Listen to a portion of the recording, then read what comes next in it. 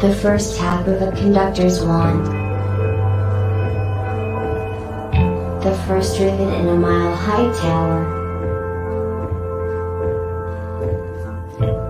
The master link at the genesis of a never-ending chain. The moment a single empty canvas meets a singular master stroke. There is no one thing. Because now, there are many. Because soon, there will be more. Because one is ever the beginning. Like the first link in an infinite chain, or the first rivet in the tallest skyscraper. The master stroke is found in the masterpiece. What will you begin? Hello and welcome to World Blockchain Roundtable. This is episode 123, and we are going to be talking digital asset custody insurance. Everybody loves talking insurance. That's what we're talking about today. But before we get into that, let's introduce our panel. We've got Greg from Rivet. We've got Joe Dragon, founder of Dragonchain. Satoshi Sean. And we've got Mark Ruiz Evans joining us as well. How's everybody doing today? Doing well, man. Doing well. I'm excited to be back. My name's John Branch. I pretend to know a lot about crypto and move us forward. That's what I do. And before we jump into today's topic, a little recap from last week. First, a quick update on World Blockchain Roundtable layer ownership tokens distribution. Each host from last week is receiving 83 lot. Each topic contributor is going to receive 83 lot. Last week's theme was past, present state, and future of blockchain tech, nominated by I Am for I Am. He's going to receive 83 lot as well. As a reminder, these ownership tokens come with perpetual passive income, free edits, and governance votes. And we are going to be talking about the World Blockchain Roundtable DAO right now and looking at the themes for October. And we have results. It looks like these are the winners, right? We have dark web, dictatorship of the majority as a threat to decentralization, not financial advice, and then TBD, which I'm excited for TBD. Honestly, that's always been my favorite event.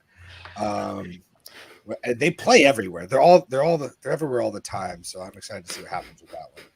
Go vote. I just voted to. There's a vote to do freestyle because there were only three available winners. Right?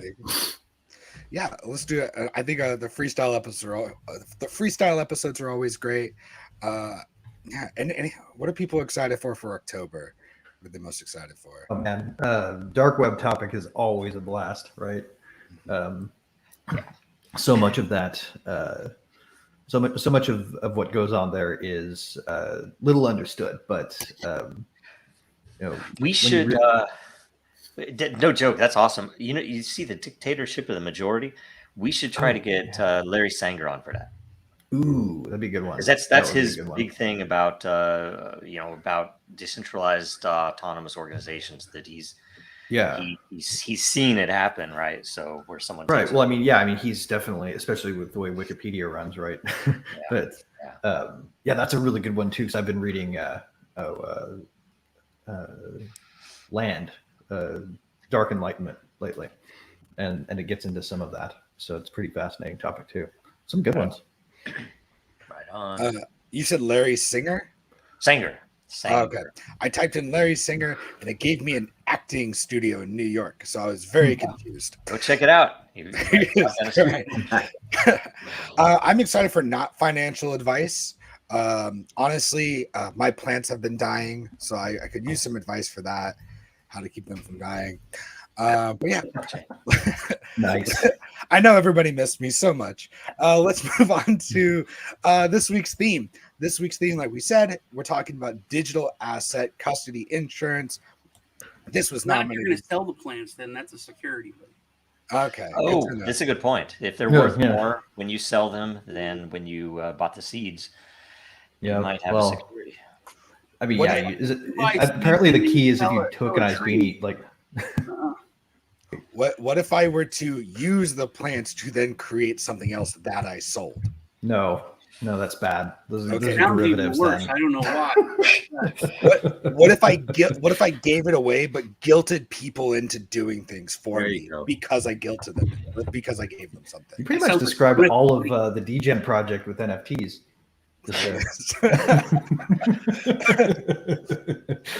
Yeah, I don't use currency as a commodity. I use guilt. It's a very Catholic thing of me. Thank you. There it is. Yeah, so we're talking digital asset custody insurance, which was nominated by Bad Hair Club, and I Am for I Am, or maybe not I Am for I Am. We'll find out. Let's jump right into the first question. Our first question comes from. Why is it? And I see it's from I Am for I Am, and I'm trying to scroll on mine. But my computer decided to be slow, so I'm going to read it from the screen. Let me see if I understand this. I have a physical asset in my home, for example, a Monet painting. Wow, he's rich. I register it on a blockchain as mine. It then gets stolen. No transfer of ownership was recorded, and I still claim that it was mine at the time of the theft. I've insured this rare piece of art with Lloyd's of London. Lloyd's of London pays me the claim for the stolen piece of art. Because Lloyd's paid me the claim, I then transfer ownership to them as the rightful owner of the stolen art. If and when it is found, I'm given the choice to pay back my claim money and get my Monet painting back. Lloyd's then transfers the ownership back to me if I pay back the claim money, or I cannot pay Lloyd's, and then they remain the owner of the blockchain. They can then sell it on the open market. We are essentially talking about the registration of an asset. So here's the question. Does this registration all have to happen on the blockchain? What are the drawbacks and benefits? P.S. I think digital asset custody insurance is great when art, for example, has multiple owners and each owner has a share of the ownership that is registered as an NFT. Great question. I Am for I Am. Thank you so much. Greg, you want to kick this one off for us? Yeah, sure. And it's a really interesting scenario created there, because that's going to be a typical thing that does get automated on chain, right? And the advantage to having it on blockchain, the big one, is that you don't have to have a chain of custodians in order to have this controlled chain of custody, right?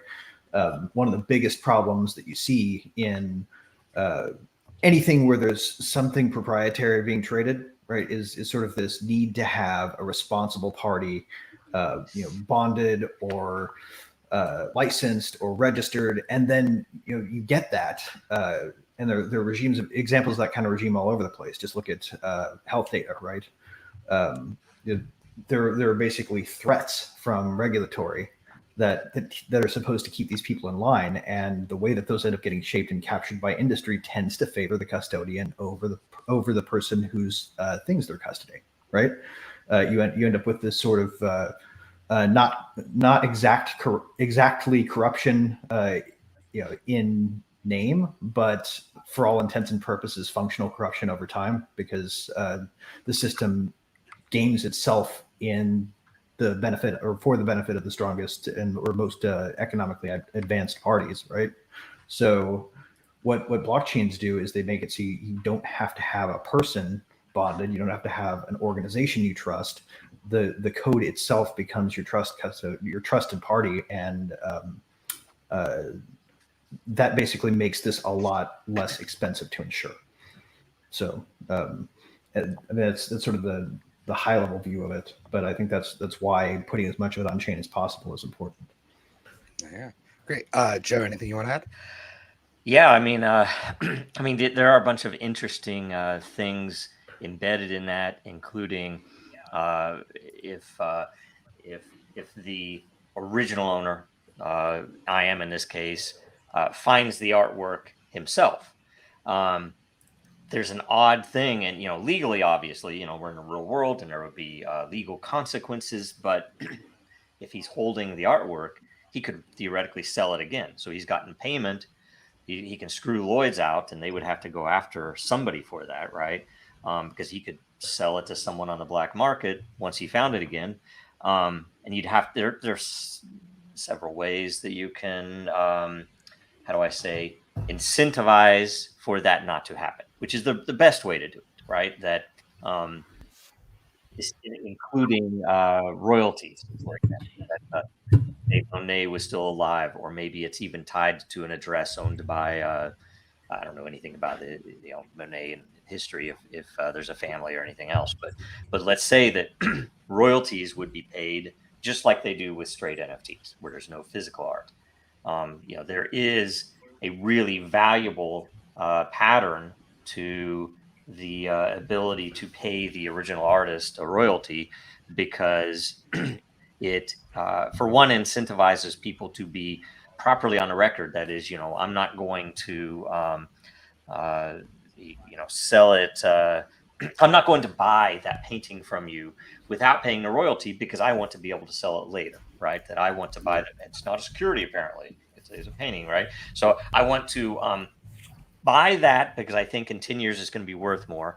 And if I buy it off chain and don't pay the royalty to the original artist, then I don't have the provenance of the price increase that I can show. No, I bought it for 10 million. It's now worth 20 million, so there's an incentive to do that and to pay the original. Plus the fact that if you're a collector, it's a positive to see some of the money you are paying for it go to the original artist, right? So there's some neat stuff there, but having it work with in a hybrid environment where you have a real piece of art, a physical piece of art, and a token which represents the legal ownership of it, is interesting, and it's all workable, and you can do all of this today.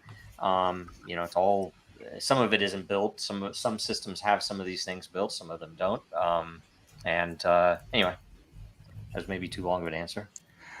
I thought that was great. So I think it's interesting when you talk about it, because it's like the painting no longer has value anymore without the NFT. Is without that part of it, right? Unless you want to look at the painting. Like, right. Like we've now taken art, and it's like it doesn't matter but we've already kind of done that with the idea of like how people raise the value of art quickly by just selling it back and forth to each other for a high dollar amount. Or further. Well, I mean, there's sort of like the same principle with designer clothing, designer handbags. Yeah, it's useless without the designer tag, and that's actually the thing. Mm-hmm. Like if you're prosecuted for making a forgery, it's because you clipped on the designer tag when you created an knockoff. Oh, and by the way, most NFTs out there actually, in reality, do follow the same principle, because the actual art is typically, in almost all cases I know of, we're working on one where it wouldn't be, where the art itself is still held by a central party, and the NFT just gives you access through their APIs to it. So you would have to handle that the same way long term.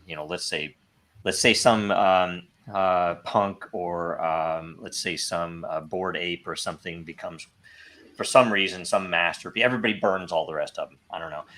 And becomes worth a tremendous amount of money. And let's say that the original hosters of it say, screw this, we're not hosting this anymore. Whoever owns that would still potentially, as long as they downloaded it, be able to prove this was really them with provenance records. But and they would have to manage that JPEG file the same way you would this framed piece of art, right? So kind of funny. Yeah, right? Well, that's I think one of the advantages of like centralized storage, like IPFS, and systems that integrate those types of sort of repropagation algorithms. So look, rather than having to manage it sort of consciously, it's managed through operation of some automation that's housed in a smart contract, which keeps it off of somebody's plate to manage specifically, and makes it fully non-custodial. But Mark, what do you think about selling these paintings like this? The phrase that comes to mind is certificate of authenticity. So I know when you're selling a painting or some other fine art piece, the way that they're able to say that it's worth so much is they have some certificate, and some expert says, I look at this and said it's X.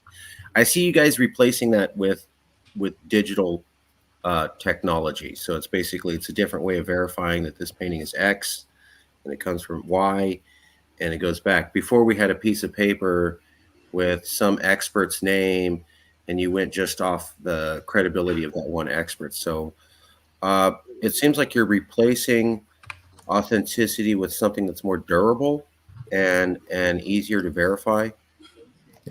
Yep. Provenance, chain of custody, basically. Yeah, chain of custody. That's the phrase, right?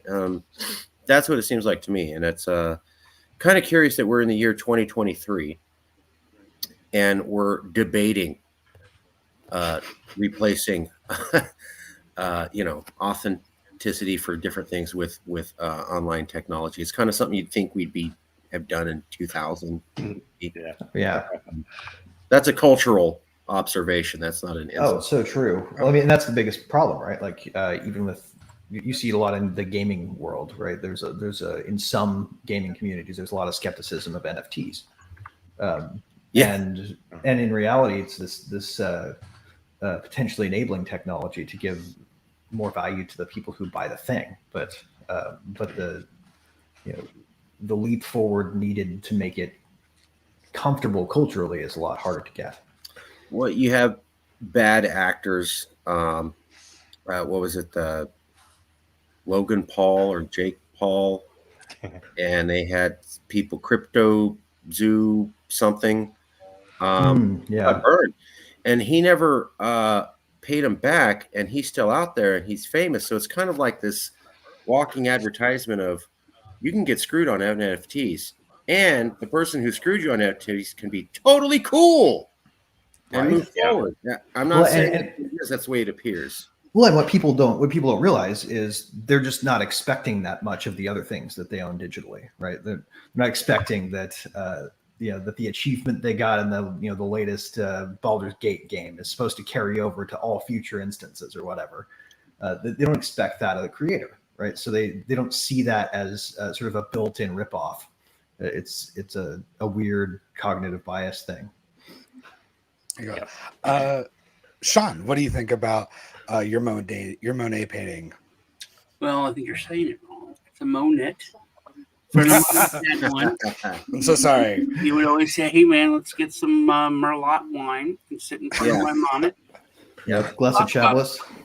Yeah. Yeah. This actually has opened up a whole big can of worms for me listening to all y'all. The whole system with NFTs for the artist to continue to make money on it goes off the premise that people buy and sell the NFT with crypto. But if I go and like, hey man, I like your NFTs, here's $1,000 cash. You just transfer that to me for nothing. You just pay the gas fee, like it's a gift. So that does cut the artist out if you're using anything but crypto, which no one ever talked about, and honestly, I never even thought about. Also, the thief would be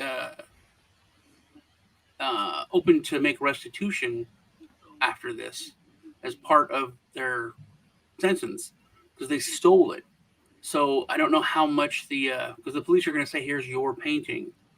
They're not going to go to Lloyd's and say, here, well, I don't know. Man, Britain is weird, but there are some property law elements that do take care of that to a certain degree, but it is still like a court-based operation, right? Yeah, it seems like a lot of civil stuff, which nobody cares about. If you got a Monet, you're not really cared about going to court. And that's what I would be willing to bet, though, that people who have rare pieces of art like that are very familiar with the law of bailment. Well, two interesting points Sean brings up. First, what would you guys think about a required royalty for every transfer? So, and it wouldn't just be a percentage then, it would be a minimum royalty. If you're going to move this painting, you have to pay $1,000 to the original artist or 10 grand, something, who knows.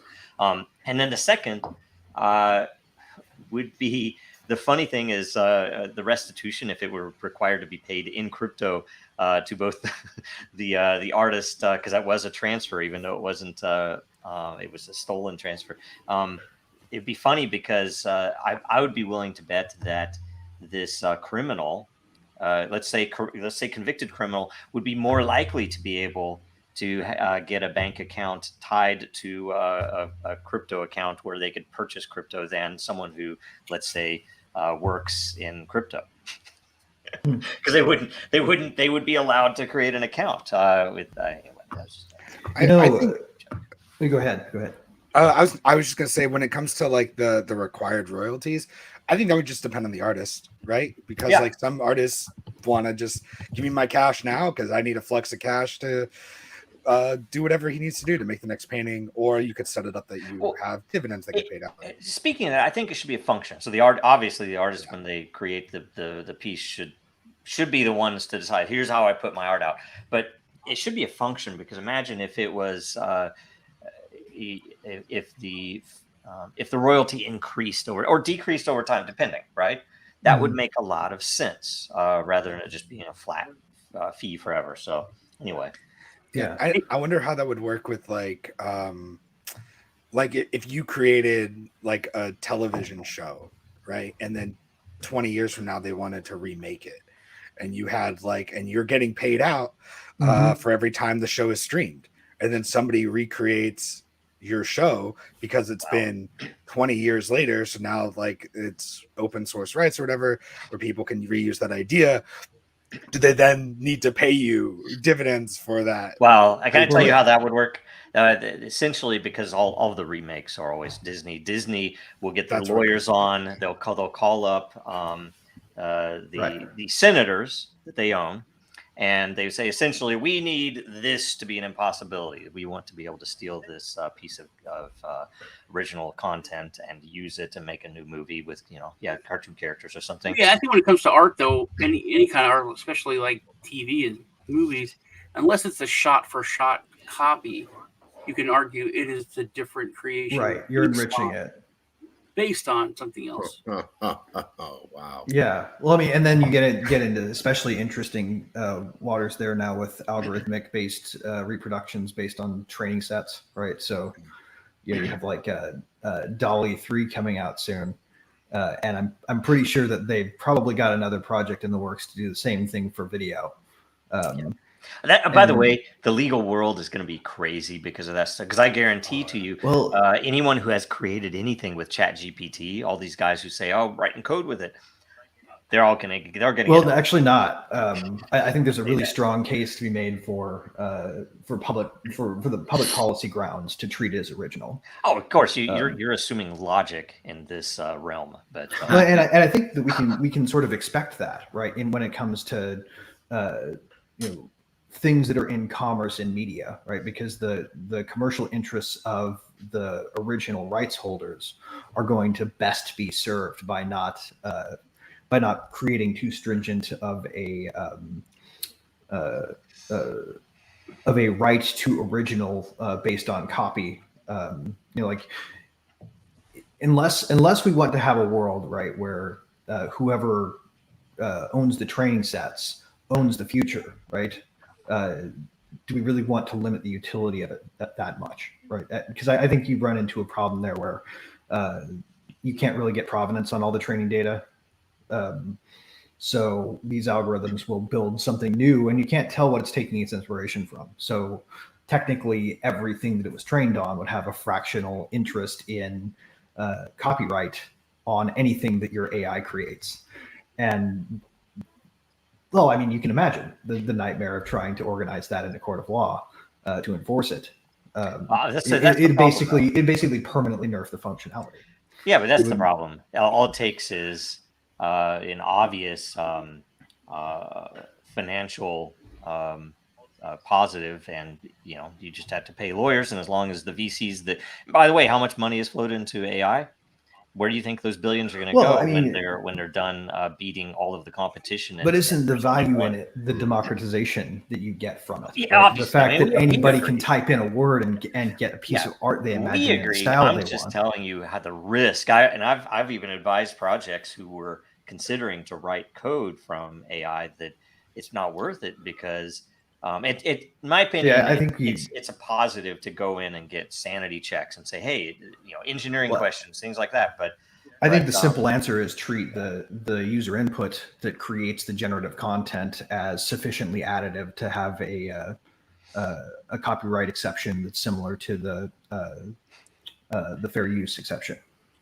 Yeah. Getting back to solve the whole actual- problem in one shot. actual We need you on the Monet- Supreme Court. I'd be fine then. But yeah, before that, I don't know. It's like I just don't trust anything. I feel like these I could people write a long brief on that if it ever goes to the Supreme Court pretty easily. And I'm Getting back to the Monet, though, that kind of, I was really excited about this area when I was talking about it, a long time ago, because I'm a nerd and I collect stuff, and how NFTs would revolutionize that. Like Mark said, that authenticity certificate.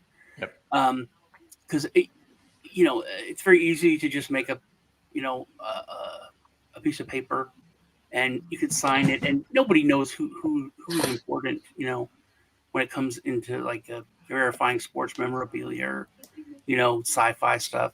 But I thought that was like super revolutionary. Every autograph, usually you've got to you go to a convention, you have this person sign something, you get a picture with them, and then you're buying it from Sam Jones, who's actually I thought you were going to say a different Sam for a minute. Flash Gordon, but so if you're buying an autograph of Sam Jones from some guy named Sam Jones, and he's got a picture that is also matches the one he has on eBay, which could be fake. He could have that, a fake picture on eBay that matches the picture he's sending you. But I thought it would be really, really great. But when you're talking now about like super expensive stuff like a Monet, you would have to. How do you connect that to the NFT? I only can see you could like embed in our RFID chip in it or something like that. I have an answer for you. Well, hold on, but see, then the RFID chip becomes the actual proof. So what's keeping you from making a great or perfect, replica, paying for that, and just if you know where that RFID chip is, embedding that in the fake, selling even the fake, then, having the fake stolen, and you still have your original Monet. Even then, the RFID would have to create some kind of link or carry some kind of link to the on-chain signature, right? So as long as you have a piece of hardware that I think needs to get manufactured and needs to get manufactured soon, some kind of digital pen that creates a unique stamp, a unique hash when you do the signature, such that you might bring your pen to the transfer of this property, right? And you have the person who's signing it over to you sign with your pen. Yeah, it's a and it comes to you. It's assigned, right. And the ideal also, by the way, is to have and it's not an RFID tag. Well, it's a circuit that would react to RF that would be embedded on right. the painting, on the frame, something, or multiple of them, where they will generate signatures. So you can challenge. You can right. send RF in of value, and it can. Well, and there are cryptographic techniques that you can use to create a unique hash. Yep. From two different sources at a time of signature at some kind of signing ceremony, which would be important in something that valuable, right? Yep. So that's where this pen comes in, right? You bring some kind of thing that also gets hashed, that has its own separate RFID tag, and then to forge that, you'd have to forge both of them and bring it together, and then also trick the blockchain. Right. And it could be multi-sig for that matter. It could be, hey, we have to have multiple RF, ones in the frame, one's in the back panel, one's held by the museum owner, one's held by the artist's band, whatever. It's like, okay, this transfer is happening. There you go. This is, of course, before we get the ability to embed in the paint materials themselves, the nanoscale RFID tags. The other thing that's interesting to note is bounty models that let's say you have a piece that is already existing, already famous. Let's say it's some Da Vinci piece or something, that there's already history there. The problem is that history is not on chain, right? It's held in some library, or from my understanding of it, they have certain groups that hold certain artists or pieces of art history. And they're typically some little cottage somewhere in Europe that you go in and, it's like Gandalf looking through old books and stuff. And that apparently what they need is to get all of that on chain. So you have all that provenance there. Some of it could be false. Some of it could be bad info. Some of it, who knows? But either way, having it on chain, let's say it's an unknown piece by this artist, and so you're putting this out, so it's a little controversial anyway, that it would allow then art experts to go inspect the piece, to get different types of scans of the piece, to look through your provenance, and your bounty would be at risk if they find that you're a fraud, right? And that's useful because then it's something measurable. So now when I'm going to go in as some organization to buy that painting, I can now look at that bounty. So there's, let's say $2 million worth of bounty sitting there for anybody who could challenge that this is real. And the longer that sits without a successful challenge, the more likely you're telling the truth. Right. Well, and the challenge could become exponentially more difficult to make the longer you hold it.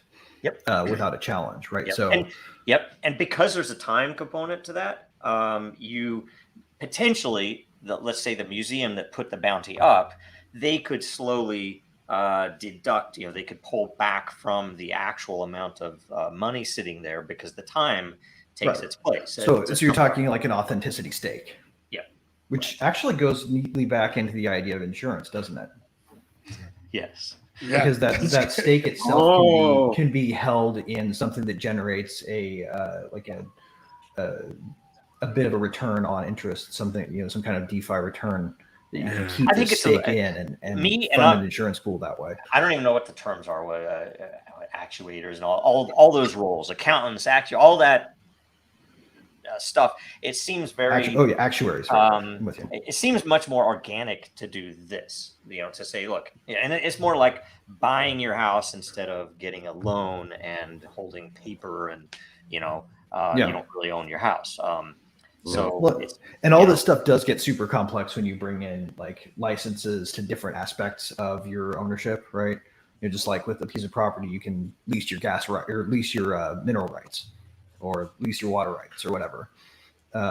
With digital art, you might be able to create a subsidiary NFT that lets you gain a little bit of exchange value from the right to display it, for example. Yes, that's a good point. That's really interesting. So something that came up in my head, just because of what's kind of happening in the world of SAG and after, like the Writers Guild and stuff like that. So that's one of the big things that they were fighting for was like AI and like that kind of information, that new technology coming in and how it's going to affect that made me a sad panda. I don't know what they've agreed to. I just know that there's an agreement. So I don't think they've released like the terms of it yet. But there is an agreement. Is that why a whole bunch of people arguing about? That's what it was before I couldn't. No, a whole bunch of people arguing that typesetting is hurting people who transcribe books by hand in the monastery, right? Like, so we need to limit that. So like they're basically like they're going through and they're adding all these union rules, so that like you can't use AI to write scripts and you have to like this kind of stuff. So are we just going to have a lot of different unions that then have impose their rules outside of any kind of government oversight for what they want, like AI's place and even like blockchain and stuff like that? People are going to use the tools anyway. People are going to use the tools anyway. And that's the thing. Like, there's union and then there's non-union work. They just want to make sure they can lock out anybody from using it that isn't already a member, right? That's the stupid point of it. It's like I could go in and make ChatGPT write me a stellar screenplay, right? On a subject that nobody's ever touched in a novel way or something genre-based. Like it could be incredible. And they're going to try to create it and set this up so that unless I'm a dude's paying member, I've violated this rule. And all the other kind of sad thing about that is the studios won't be allowed to use it. That would essentially probably rule out any possibility of having an AI based generative show, right? It's a protection racket. That kind of sucks, really. But not that I would. Thank God we didn't have that work out with the horse and buggy crop industry. Like we could still be required to buy one of those to drive a car if that were the case. That's the second example of validity. Nobody knows that. When I didn't know that till you brought it up, that the horse crop industry used to have power in government, and they had lobby, yeah. lobbyists up there, and they had like all this this clout, the horse whip industry, and how that they fought against the automobile. It's just such a crazy odd thing, but it puts it into perspective how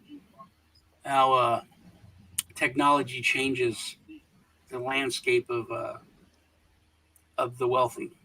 Well, Mark, and I think Mark made a point too. It's like the direct reference to the word Luddite, right? Thank you. Yep. That was your second Ludditism reference. Yep, it is literally the story of that was Ned Ludd, raised this rebellion against, what was it? What was the particular piece of hardware? Was it the loom? Yes.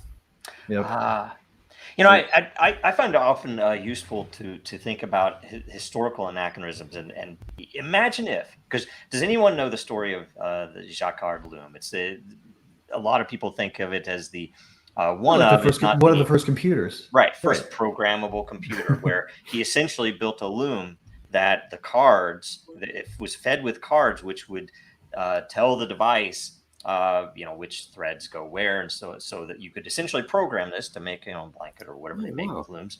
And it was super famous. If you ever watched Connections, I think it's James Burke. He went through this a bunch. It's super, super cool history. Right. Well, it was the basis for Babbage's design for the first analytic engine, right? Babbage, and which is a beautiful before device. Babbage?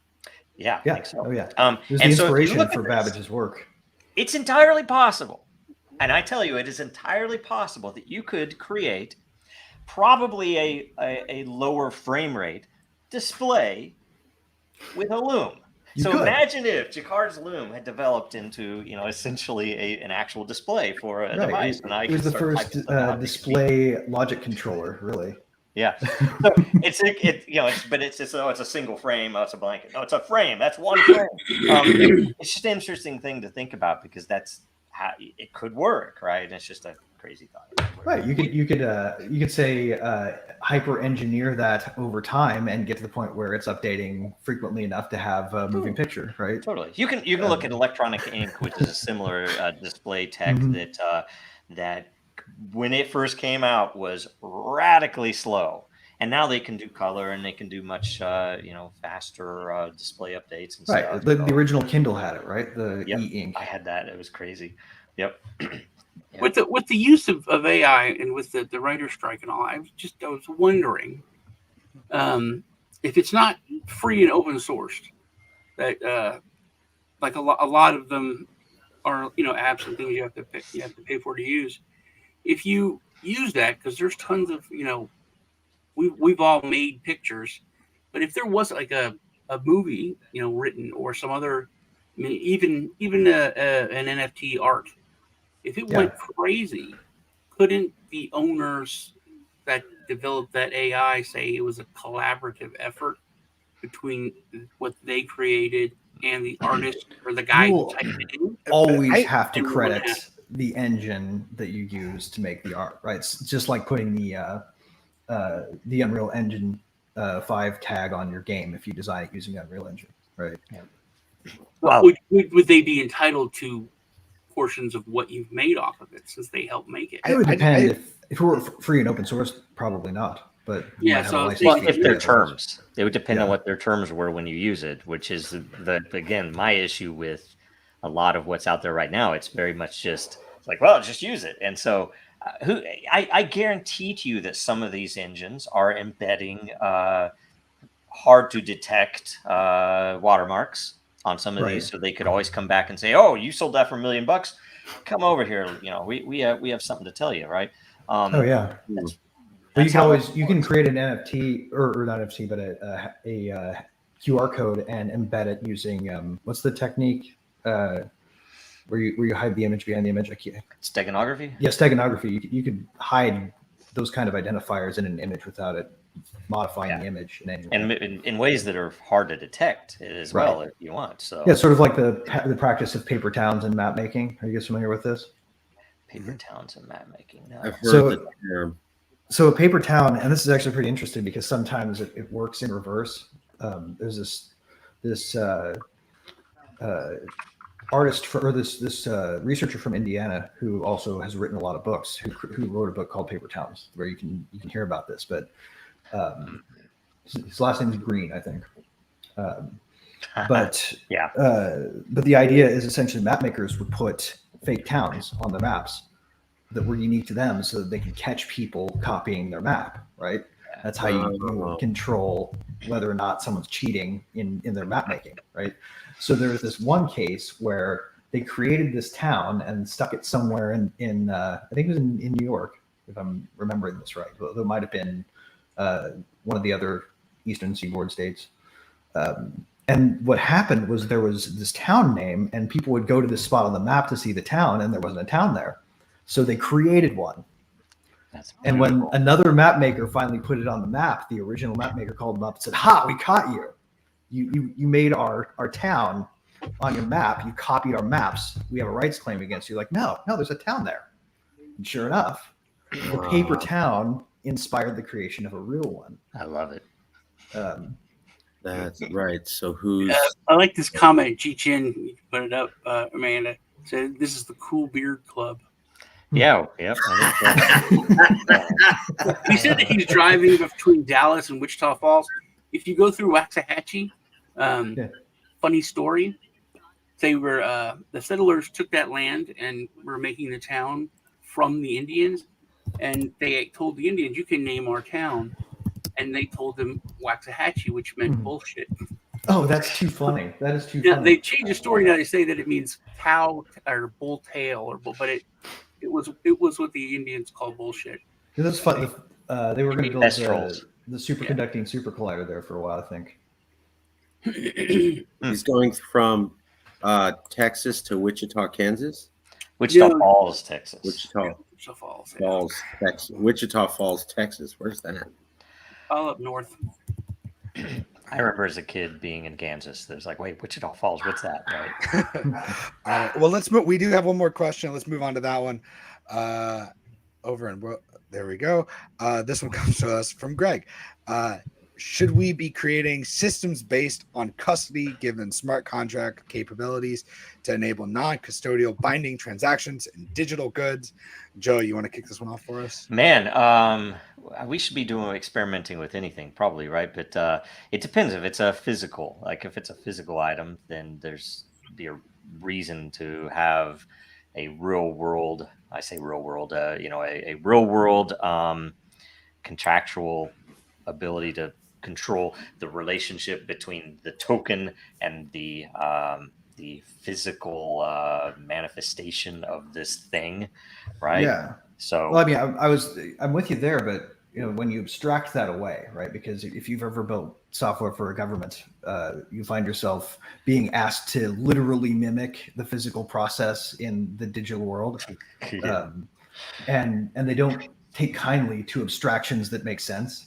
Right. So you end up with things like the official online document being the PDF because it's the only one that by default draws an 8.5 by 11 on your screen, even though it's a screen, and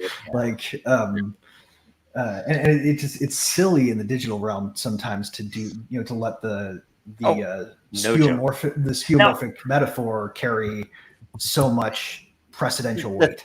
The thing there is the relationship between, let's say, the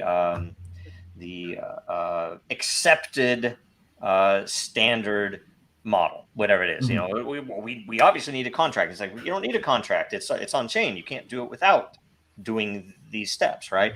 Right. The problem, though, it's so crazy to me because it's like the minds are so far apart, and I've not been successful to date at getting someone in the real world to do any of these things yet. So I'm not great in government work, as you say. I was very successful in convincing people to relate the current existing understanding, what they knew of, that they wanted, to what we could do, and it was always a game of letting that, not a game, it was the procedure. It's how you tell the story, really. Well, yeah, and it's essentially letting them know, look, yes, you can meet, but you basically bear it down to requirements instead of anecdotal. Always a piece of paper is this size, that you can convince them because you'll get these advantages by doing this, and you won't lose any of the things that you have to have in your, what you're doing in your job, right? So the interesting thing, you're as a contractor, you need a constantly on board, essentially sales consultant who understands the tech and who can talk to them, right? And my question is really about. But let me finish though. I've been successful at convincing people that you can use software to do this better, right? Meet all the existing requirements and add a lot of capabilities. The thing that I've had trouble with is with blockchain, and I'll tell you my theory why this is that you could say, okay, gosh, why aren't we doing land management with blockchain yet? It's obvious. Everybody looks at this is like it's an obvious thing, and it's not. The problem is the quarters of deeds really. They don't understand that the fact that Bitcoin is a measurable proof associated, that I can prove that this is my property, even though there's been 3 wars and I come back 60 years later, right? I can prove it. And you can prove it so long as the warlord in charge allows it, right? The issue has been, the issue has been that you can't, for whatever reason so far, I've not been able to convince people that, look, you do not need any new legislation. You don't need new laws. You can still use existing contract law to do this thing. The only difference is, instead of it only being in a file cabinet on printed paper, it's going to be on chain. And it can also be on a file cabinet. And by the way, the funniest thing to me is that there was a period of time when it went from pen and ink drawn contracts to typed contracts to now word processing created contracts, and they were able to see that from one to the other.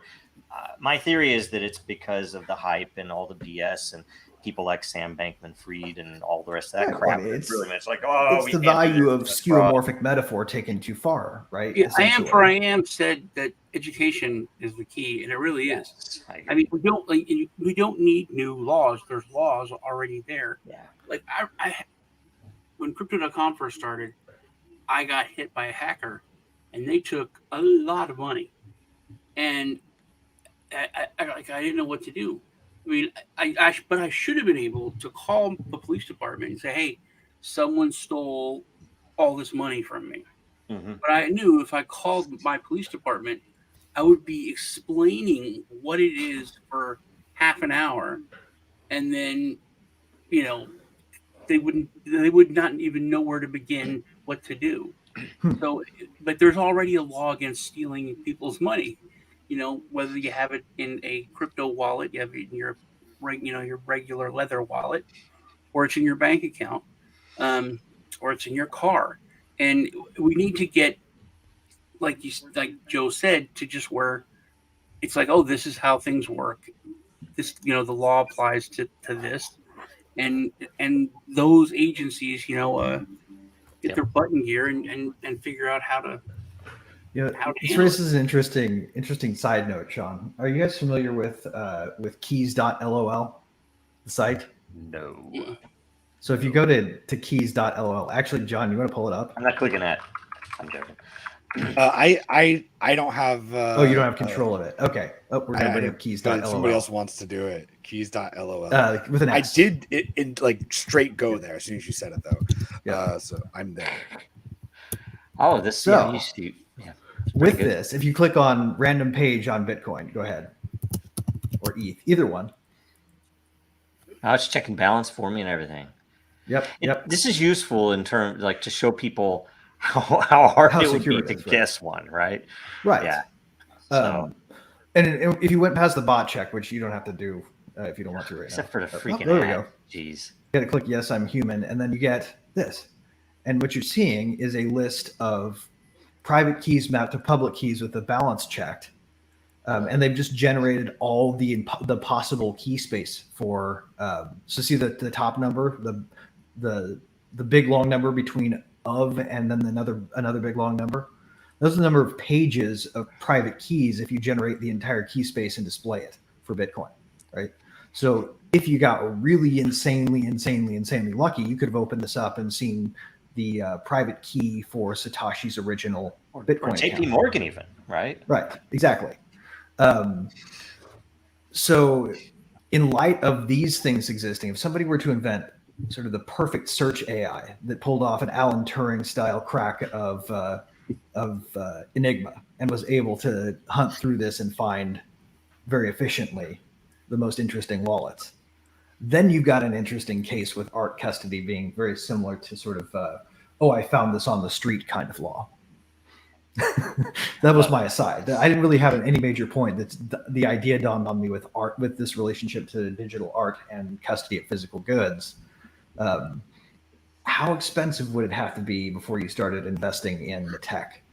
Like what kind of art would you have to find a security mechanism that would actually be necessary in this case? Because if you engineered, like I said, an AI or some advanced parallel computing approach, you might be able to occasionally guess a custodian's key in some cases. I always told people But that it it would was only be impossible for really valuable to art. figure out a private key on Earth, because with like the fastest computers that we had, this was a few years ago, at the time, if they were working 24/7, it would take them longer than the planet would, like our sun would go out or go Right. nova probably before it happened. Right, So but you like- could do it, but not on Earth. You would have Well, no, that's not necessarily true though, right? continue work later on. The original Enigma machine was broken open because apparently the joke in the movie, right? The only thing you need to know, the only German you need to know to break Enigma is Heil Hitler,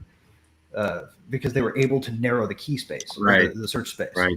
How could you narrow the search space here? Well, you can look at the algorithms that generate wallets and say like none of them generate weak ones, so you can rule out any number of leading zeros on one side and any number of leading Fs on the other side of the hex space, right?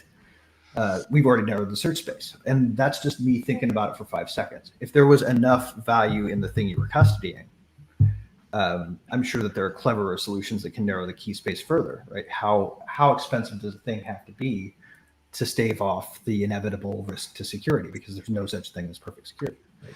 It's just how expensive is it to break it? I think another thing that's really cool about Greg's question is, I remember when I first started my YouTube channel, one of the first reviews I did was on a project that was a digital law firm that was going to deal in creating smart contracts for the layman and all that, that kind of stuff, and how this was probably going to be a whole new section of law that was going to be coming up in the future. But for security, we were talking about getting back to the moment. Couldn't you, as you eggheads would know, build into the smart contract that if this art is reported stolen, that the NFT could have a smart contract within it that would be activated. So if it was ever scanned again, the location would go to law enforcement. All that information would be released, and basically it would render it worthless. Yeah. I mean, and you could take that additional measure, right? And then whatever measure you took, I could get right to work on designing a workaround, right? But couldn't you create that within the NFT? It's like basically a digital die pack, like for the bank, right? So And it makes it. Yeah, and at a certain level of, at a certain level of value, right? There's going to be a new industry cropping up on the black market to subvert your digital die pack, right? It is an ongoing back and forth between the people who don't want crime to happen and the people who want to commit crime for money, right?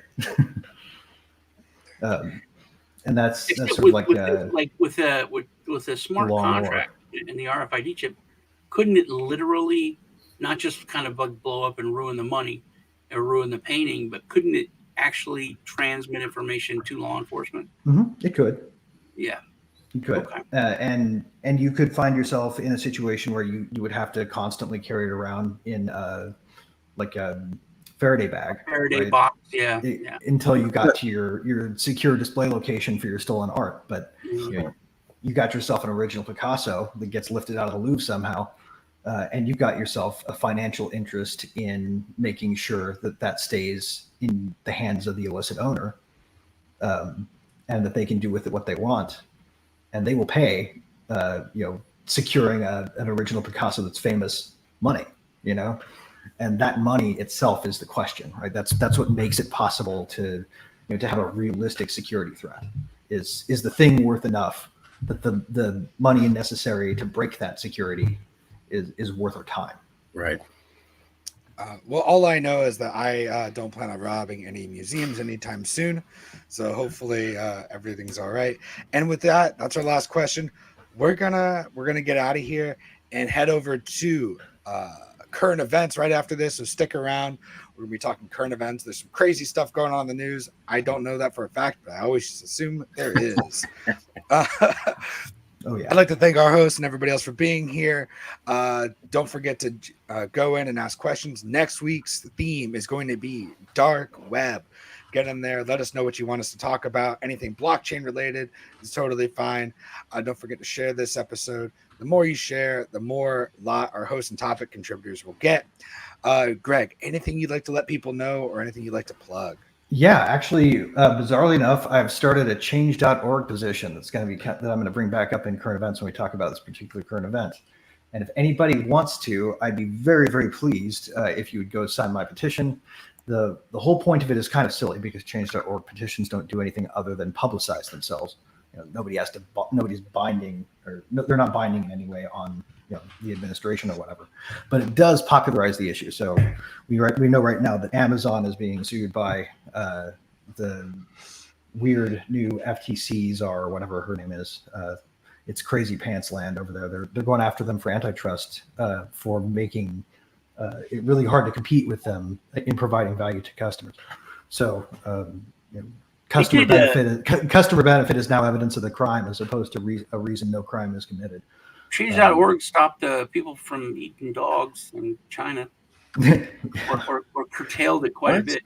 Anyway, so go sign my petition if you also agree that Amazon should be free to continue to provide value to customers, even if it's considered difficult to compete with them, because that's not anti-competitive in the sense we really value antitrust law. Okay. All right, Joe, anything you'd like to plug or let people know about? No, I'm good. I'm good this week. Everything, there's too much going on in the world, so keep your head down. Make sure you have some, food in your basement ready for whatever might happen in the next year. I don't know. That's probably about it, right? There you go. Make sure there's food in your basement. If you don't have a basement, build a basement so you can put food in it. Dig a hole, something. I'm a little high up, so I'll see if my building has a basement. So, Sean, anything you'd like to plug? We got our me and Kiss are doing our new show, Crypto Rednecks. It's just basically looking at new projects that are coming out this month or in the next few months. Going through and looking to see if there's anything that looks interesting or that's worth checking out more. I think it's gonna be pretty fun. Plus, we're always a couple knuckleheads. Check out Truth Tuesdays as Lisa isn't here on both our channels, like when Lisa and my channel. And Free Assange. Free Assange. There you go. Always. Oh, yeah. And Mark, anything you'd like to plug or let people know about? Check out my YouTube channel, Marcus Ruiz Evans, and you can see an interview that I did with Joe there. It's a great interview. He was a great guest, possibly the best guest I've ever had during the series. Yeah. And I've been interviewing people around America, asking about how they view political polarization, how bad it is, and what the potential solutions are. We're up to around 60 interviews.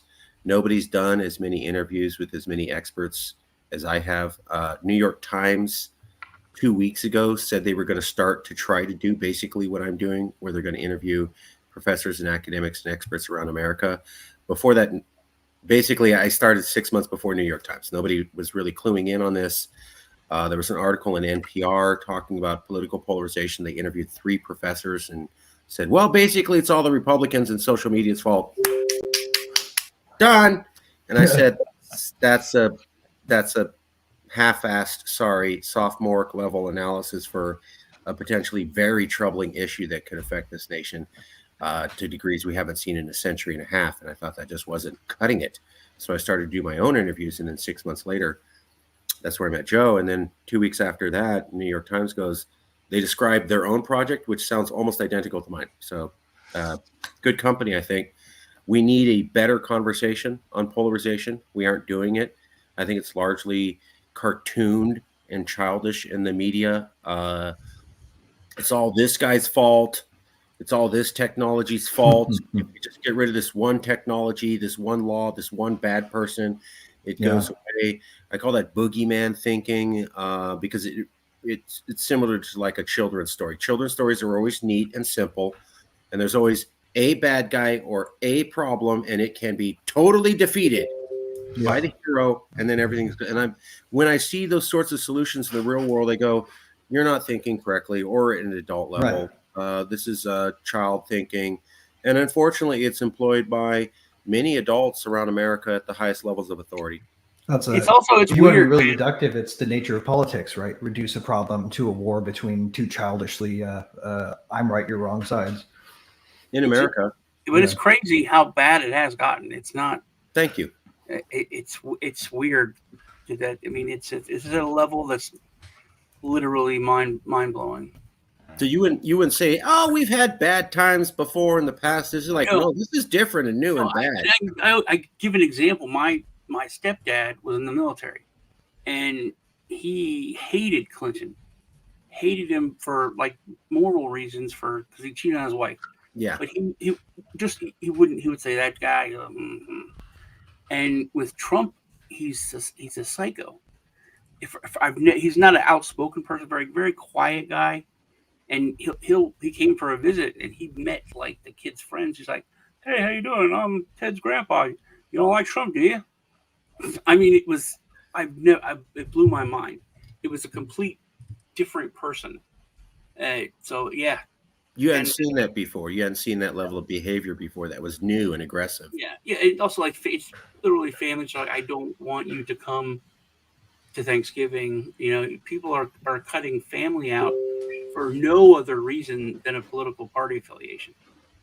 That is just nuts. They have a study out. The amount of time Americans are spending at Thanksgiving has shortened by 20 to 30 minutes for the first time since like 1800s or something like that.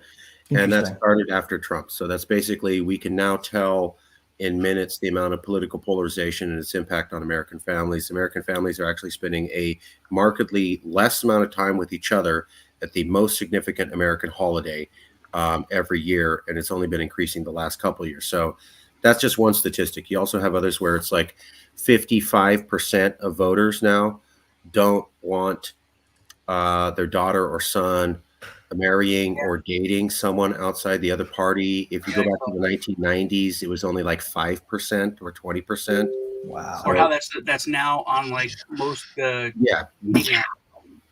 I won't date a person from that's you know, that didn't matter. It was like, oh, my wife's a crazy Democrat. Oh, my husband's a stupid, Republican. So people, it was a joke, I think a lot of it is too like the problem of defaults, right? Like there's so many things that people use to get information that they just pick up and use, and you end up with difficulty having this discussion if people get too inured in the the narrative of one side or the other. And here's my favorite part where I get to go, and we get to talk about all of this in current events. Sorry. No, it's good. I haven't gotten to do that in a while, so thank you so much. One of my closing things is go check out vote for Brandon Herrera. He's running for Congress in Texas for like a big chunk of Texas from El Paso to San Antonio. He's a YouTuber, the AK guy, foul-mouthed, fun young guy who just. Our congressman is a Republican and voted against the Second Amendment, and he's just deciding to do something about it and standing up. He's a constitutionalist. Anyway, I thought the links on my last Truth Tuesday, so go check out. Because his slogan is Let's go, Brandon. Clever. Yeah. All right. Well, this has been World Blockchain Roundtable. Thank you so much. Don't forget to share this episode. The more you share, the more lot our hosts and topic contributors get. Get in there. Go to den.com. Is that what it is? Den.social. Den.social. Den.social. It's been a minute. Sorry. Den.social. Den.com is a karaoke bar in New York City. So don't go there. Not joking. That's what it is. Go to Den.social and go to the World Blockchain Roundtable layer and ask us some questions about the dark web. Yep. If not, or at least if you go to the karaoke bar, also go to Den.social and maybe show it to them because they should create a layer. It's super. Yeah, they're real weird people when I showed up and was like, where's my layer? Yeah, they did not react kindly to that. Yeah, go in there, ask us some questions about the dark web. If you don't, I'm just going to make a bunch of Matrix videos and it would be really weird. That would be cool. We'll see. I'm excited to get back making the videos too. It's been a minute. Life's been crazy. So I'm excited to get back to doing some more stuff here. Get in there, ask us some questions. Let us know what you want to talk about. Stick around for current events. See you next week. Bye. While nuclear weapons states can exert unlimited violence over even millions of individuals, strong cryptography means that a state, even by exercising unlimited violence, cannot violate the intent of individuals to keep secrets from them. Cryptography is the ultimate form of non-violent direct action.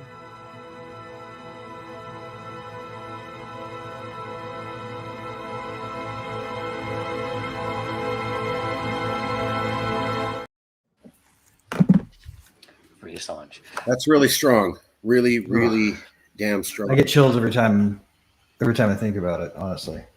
You know that a lot of Americans are not aware of how god awful, horrible dictator like America now appears to all of our Western allies because of what we've done to Julian Assange. They're also not aware that the Obama administration didn't dare try to do what the Biden administration is because they thought it would be a chilling effect on free speech and reporter access. Biden didn't care about that at all and just went hardcore for it, which was closer to Trump's strategy than Obama's. He carried it forward. He carried. Yeah, he had the chance to reverse course right away. He could have taken us back to a constitutionally kosher approach to the First Amendment. If he is involved. Anyway, well, I mean, it's like whoever is running, it's Obama behind him anyway. Yeah, he does still have looming questions about his orientation to time, place, and person. But when I saw McConnell, stand there and freeze like that, and that's sad. It's sad. It was sad, but then it's like, oh, these are meat puppets. They're not. Even it's a gerontocracy. He's done it multiple times now. That's what I don't like. If that's somebody on like the Supreme Court, like we're running tests on you at this point. Like, at least we know he's not really a turtle because he would have pulled his head back into his shell at that point. And they came him up and said it was like it was like my grandfather when he was at the end. She's like, "Did you hear what he said? He said, are you running for re-election?" And then he was like, "Oh, hello, dear." And it's like, "Oh, that's enough," Oh man, it's creepy. Yeah, SNL was on while that happened. What does that say to you guys, though? We have this system where we have no tests for cognitive ability. And basically no interest. I mean, they were talking about Ruth Bader Ginsburg the year before she died. Oh, you couldn't mention that. And then we got Dianne Feinstein out here in California. We talk about that all the time. She gave up power of attorney, but not her power in Congress. Right. That is ridiculous. Oh, and when they asked her about it, she literally didn't remember. I'm pretty sure based on her emphasis, like how emphatic she was, she didn't remember being out for the better part of the last term. It's all because of what you're talking about. It's so us versus them that nothing else matters. I mean, they need. Fetterman was a human tragedy. It's a issue at this point. He had a stroke, but he's not going to be able to do the job. Didn't matter. He's a Democrat. Yeah. Yeah. Nothing else Three matters. things they need. That They would need, be I they feel need bad for term getting limits. used to those So people. rather than age limits, because who knows? I think term limits are more appropriate, right? Okay. Along with term limits, you have to get rid of the civil service thing, because that's what the deep state, that's who actually control the government. You have to get rid of that. That's become a thing to itself. And the last would be dual or multiple citizenship. They should not allow anyone who has a separate citizenship to be in any of those positions. That's just the way it is. If any rational country would do that, if the founding fathers were here, they say, "What the fuck are you guys doing?" Well, I mean, and to a certain degree, we're victims of the success of Western medical technology, right? Like, right now, the fact that these people are still alive is something that would be hard to comprehend back when the country was founded. True. And the amount of cognitive decline that happens just to people without Alzheimer's, even as they get to that advanced age, is just, it's a natural part of getting old right now until we bring about a decent reversal for aging therapeutic that actually can be worked at scale. This is going to be a problem. In a state where you have some senior who pretty much they throw around a lot of weight, like in a small state like Kansas, when Bob Dole was in there, right? Like, you wouldn't get rid of them because anybody new coming from Kansas is not going to have. And their handlers, to me, are abusing them. Well, and that's the issue, that they become so valuable and so easy to buy that it becomes. And that happened to Rome, that happened to Greece, that's happening here. We need to be aware of it and realize when it needs to be called out and say that's treason. Well, I mean, and that should be a freaking, you sell your position, you sell a vote, you're fucking dead. Live I think on the way TV, you have to reframe it too is to reframe it as like, so right now we don't have, like, people used to call it child pornography, now they call it CSAM, or child abuse evidence, basically child abuse imagery, right? You don't have any of that stuff being treated as if the material should be used that way. When we're watching a political speech done by a person who has late stage dementia, what you're watching is elder abuse imagery. Yeah, I agree. I think that's why we need the grandmother council, which is where we take all of the grandmothers. We take like a group of grandmothers. It's like, I have the sweetest grandmother in the world, okay? And we put them in a council, and then they meet with every person that serves. That's an elected official. They meet with every single one of them every fiscal quarter to 6 months, and they have to sit down and just have tea. And if the grandmother is like, this person's has it together, then that's fine. Then they can keep going. If these sweet little grandmothers are like, I don't trust this person, then they're stripped of their office. I think we just put a bunch of sweet little grandmothers in a room and give them tea. It would really be civil. Basically, that's the electors. Then we're gonna have a bunch of grandmothers, and they decide. A lot of the grandmothers will be half the age.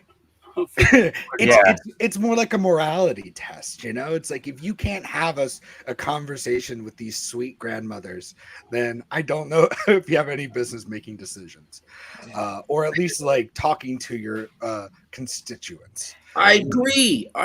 There was an image of Elizabeth Warren, and she's pretty popular and fairly intelligent.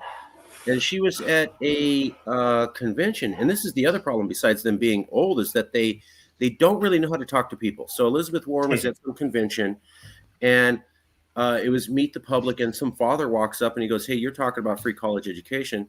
Personally, I support it, but that's aside from the issue." Father comes up and he goes, "You're talking about free college education. I told my daughter for 15 years, we have to save and we have to sacrifice so that you can have better things in life. And now you're saying you don't have to work hard, you don't have to save, just have the government give it to you." And it's like, what's the point of me making my daughter not be able to go on those trips, have to save money, work hard, and scrounge, and you're going to undo the whole thing? And Warren just sat there, goes, and you could tell even the smart ones, they don't have a clue how to talk to the public. Nancy Pelosi, a lot of people talk well about her. And I'm like, do you realize Nancy Pelosi never ran in a race ever? It was basically, her power was given to her by her dead husband's legacy, and the fact that she was in power because she could fundraise better than anybody, and they basically just gave her positions and let her float to the top in Congress, not because of her leadership ability, but because of her fundraising. She is a good trader. Though, is that they don't know how to talk. They haven't been talking. they've been told what to say for so long that they no longer have the the muscle to be able to debate or to talk to somebody. Right. There's influence levels too, right? They'll be like passionate and blah blah blah, and someone will say, "What about this?" And they're, "Well, I actually don't. I didn't read it, but it's really important." And they're and they're like, they have no idea. They're just spouting what they were told. I don't know if they don't have any idea, though. I think there's a certain cynical game being played here, right? I don't think they have a lot of respect for the intelligence of the populace.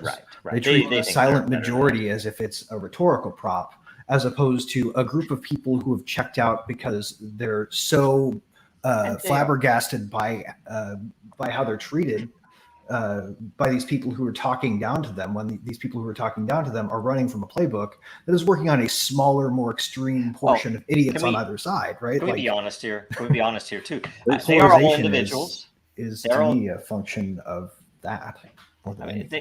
They are all individuals. So some of them are smart and are know that they are traitorous, right? Some of them know that they're committing treason. They're smart. They know they're doing this.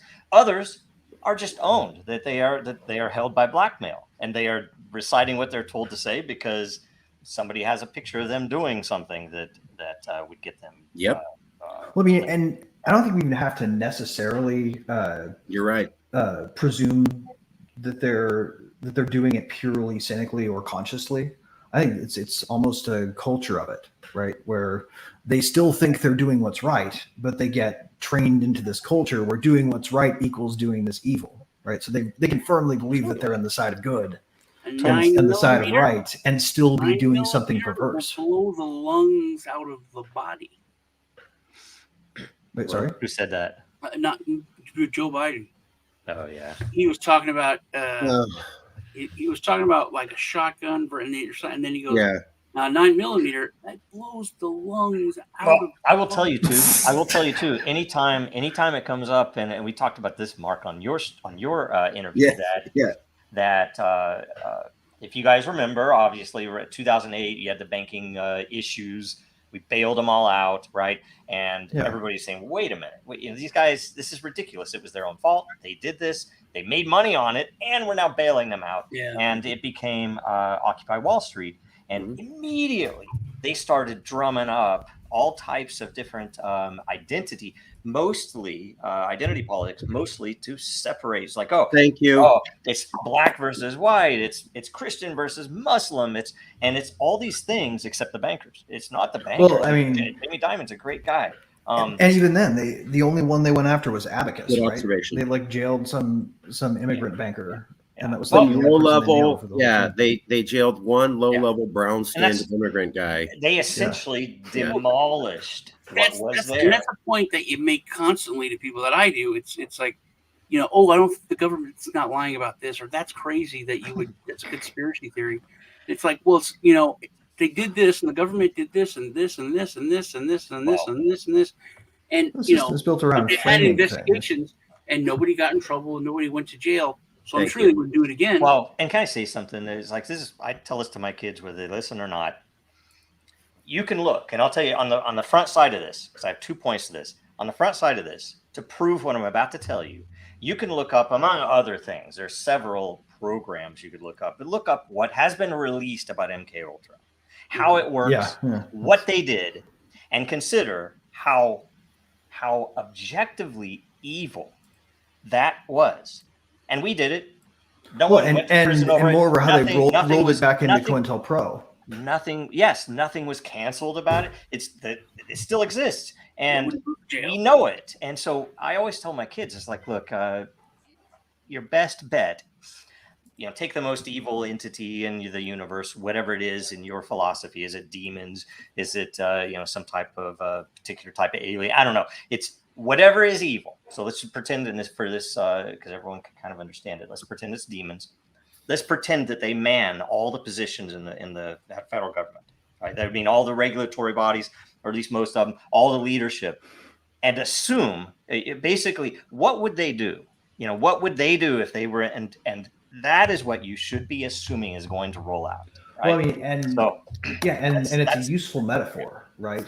Yeah. But the weirdest part about it to me is it's almost an extra layer of defense to think about it as if there is one unifying mind of evil behind it, when in reality what it is the natural evil of a system that's been set up. You know, Yep. there's an evolution of this this sort of administrative technocracy that just naturally evolves this way. And I think Ludwig von Mises spotted exactly how this works. If you really want to get a rundown of it, read some of his early works like Bureaucracy, and you get a good breakdown of sort of just how it naturally progresses towards towards evil, even if you intend to do good with it. And that is, I think, where we find ourselves today. I think the reason I'm with you though, Joe. I think that's a really good piece of advice. Blatant stuff going on is because of what Mark's been going after.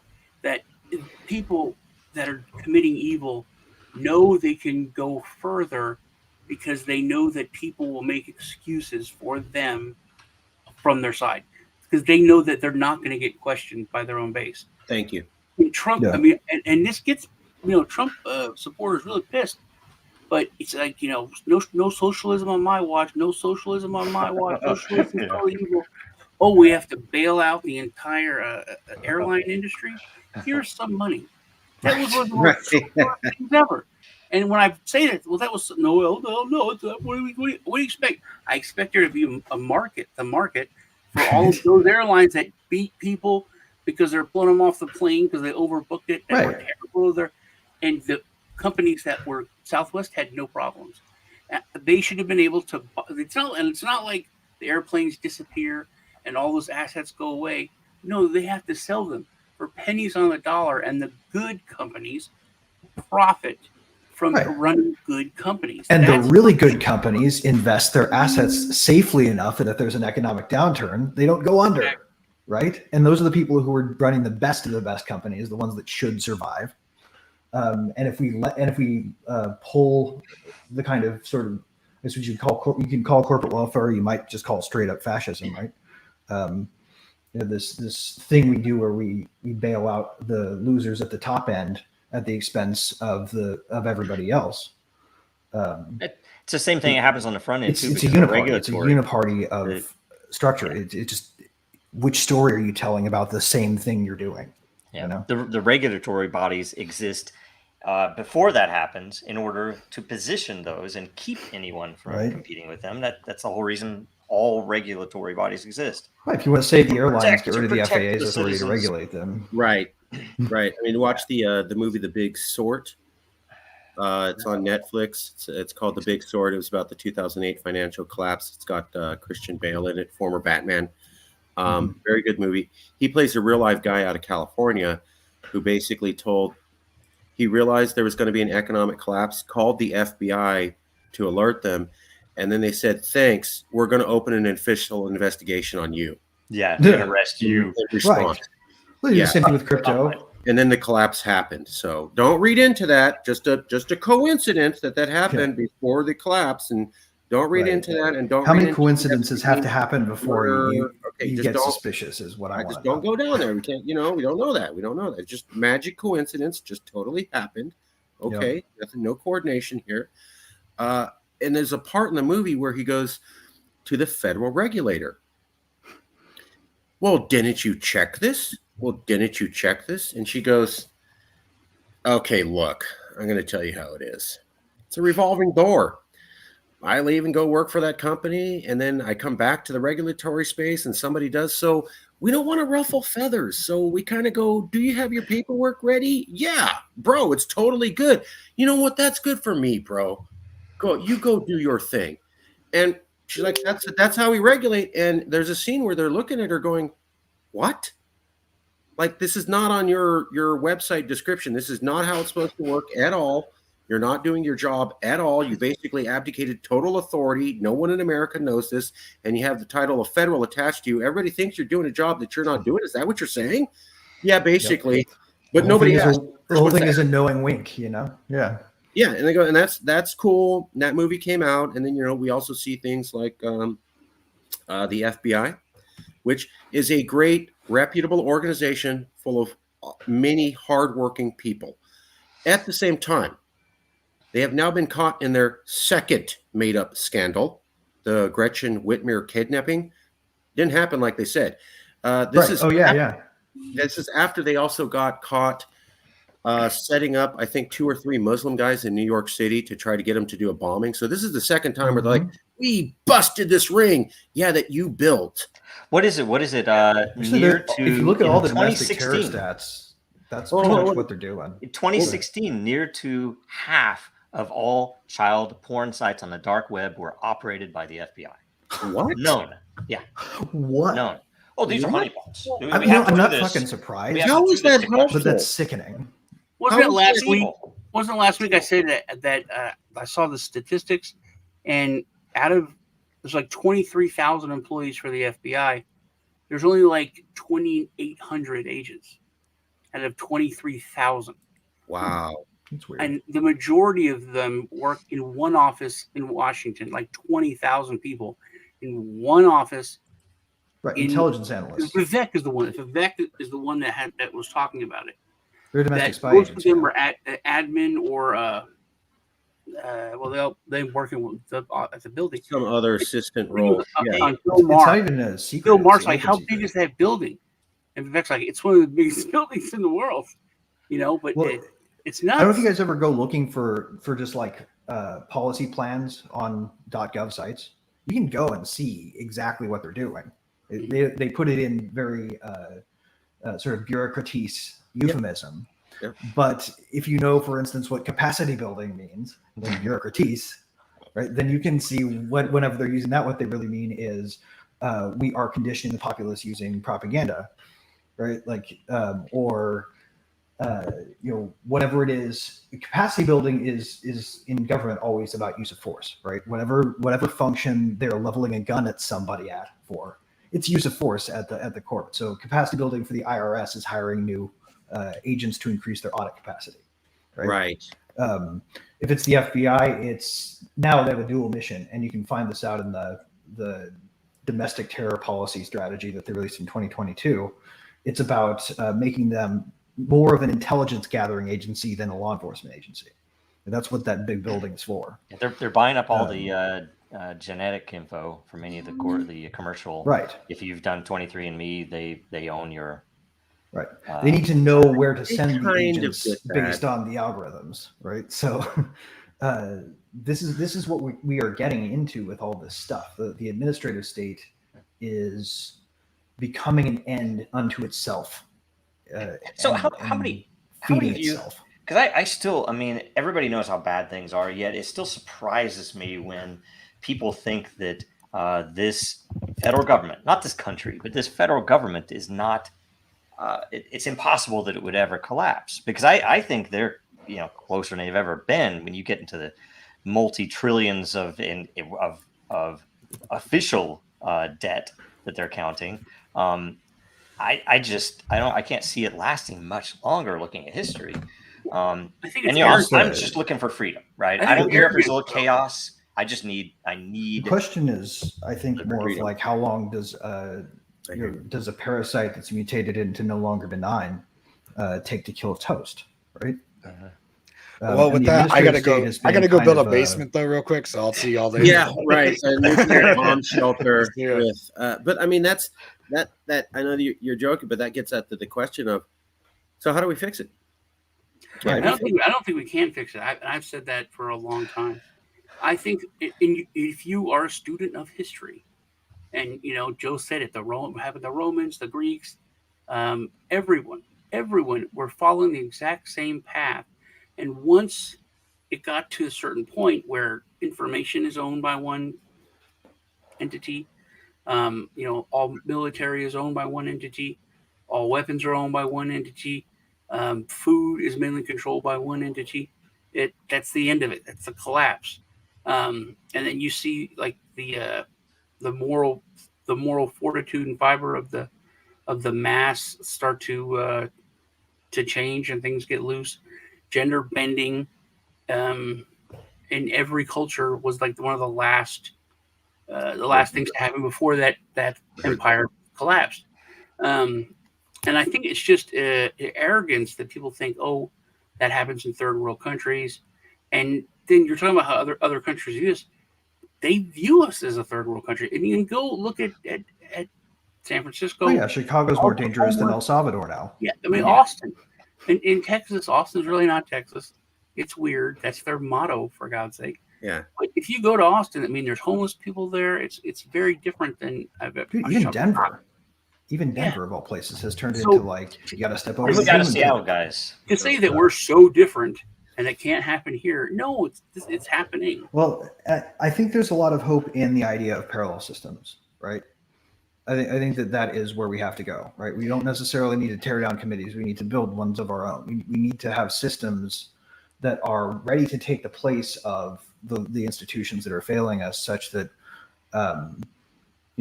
when things finally fall apart and the parasite kills the host, right? That the late stages of it that get really violent and barbaric, that those don't become things that people are still beholden to, right? The right of exit, I think, is the most important thing to cultivate, though.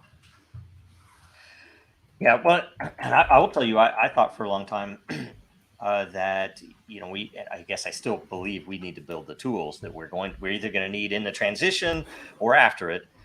We need to build those capabilities with what we have in a way that when we come out of it, we can build a better constitution based upon or rebuild the constitution that we had parts we still agree with, whatever. Hopefully one based on autocracy, because then we won't have professional politicians trying to run policy.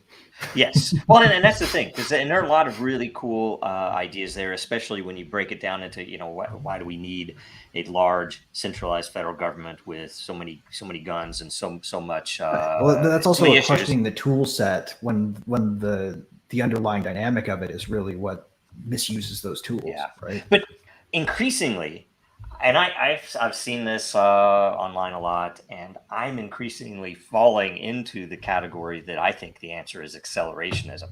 We need to just let this whole thing fall and do everything we can to speed it up. To speed it up, because it's taking too long. Every time I see something like shocking, Nick Land is totally right on board with that. Let's get it over with. Get it over with. Come on, get it over. Let's do it. Yeah. Tired of waiting 2 weeks. That's the one thing. I'm freaking tired of waiting 2 more damn weeks. So, well, and I think that it is kind of accelerating beyond control already, right? Like we've kind of got the singularity loop going. Yes. It's often said, it's almost a meme now. But what happens in the span of a week now used to take 5 to 10 years, the amount of happenings and crazy stuff to talk about on something like a current events segment, right?